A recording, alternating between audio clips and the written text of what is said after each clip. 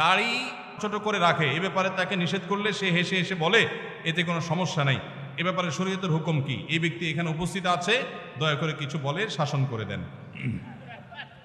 আসামি হাজির।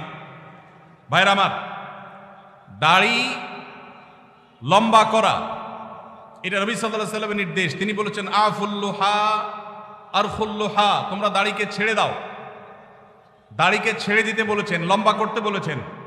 সাহাবীদের মধ্যে এক মুষ্টির পরে, বুখারীর হাদিসে এক মুষ্টির পরে অতিরিক্ত অংশ কাটার বিষয়টা সাব্যস্ত আছে। এর আগে, এক মুষ্টির আগে সাহাবীদের কারো কাছ থেকে, নবী সাল্লাল্লাহু আলাইহি ওয়াসাল্লাম থেকে কোনো হাদিসে দাড়ি কাটা ছাটার কোনো প্রমাণ নাই। এই জন্য সারা বিশ্বের প্রায় সব উলামায়ে ইকরাম একমত যে দাড়ি লম্বা করা ওয়াজিব। কিছু ইখতিলাফ আছে, আরবের কিছু আলেমদের ভিন্ন মত আছে। বেশিরভাগ আলেমদের মতে হলো দাড়ি লম্বা করা কি ওয়াজিব। ইজিপশিয়ান কিছু আলেমদের ভিন্ন মত আছে, আরো কিছু আলেমদের ভিন্ন মত আছে, বাকি মেজরিটি আলেমদের মত হলো ওয়াজিব।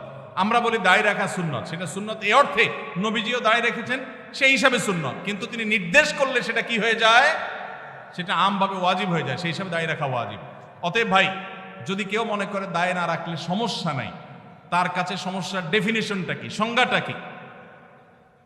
কেউ তো বলতে পারে নামাজ না পড়লেও সমস্যা নাই, কিন্তু একজন মুসলমান মনে করবে আল্লাহর নবীর ওয়াজিব তরক করলে সমস্যা আছে না নাই? আছে। কিয়ামতের ময়দানে তার জন্য জবাবদিহি করতে হবে কি হবে না?